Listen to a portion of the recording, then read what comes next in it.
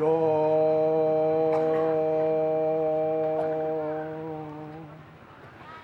cây in danh thăng rơi là tin Lubanglong nghe là tin kiêu thu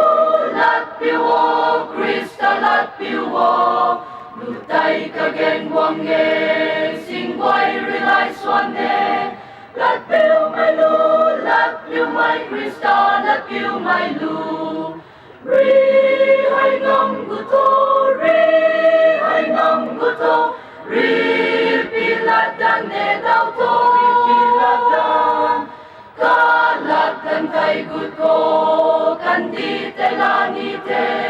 kalat piu mai in mai Christa lat piu mai pan rui kingo po mai nun le di sin li mai quan hai kalat piu o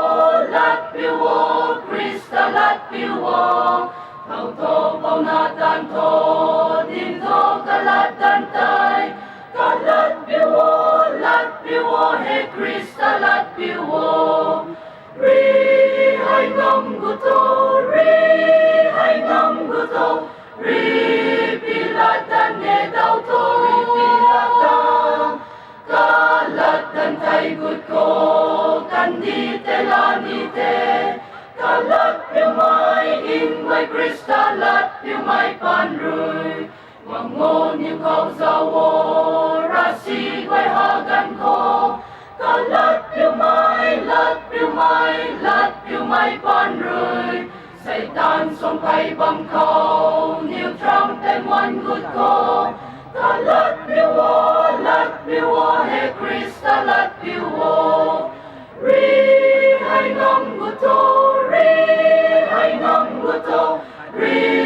pilat tan ne dau to ri pilat tan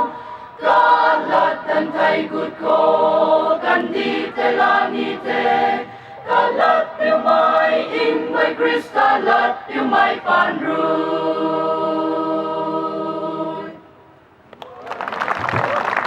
Ting lo zoi kham tho ram gong church son zoi na solo mai ram gong church ka bai na tani twen ko the in tao to churches ka bai tong koyer ka bai tai api tong hu kho pading na chon kai cham nau khang zeng wai bi tong ha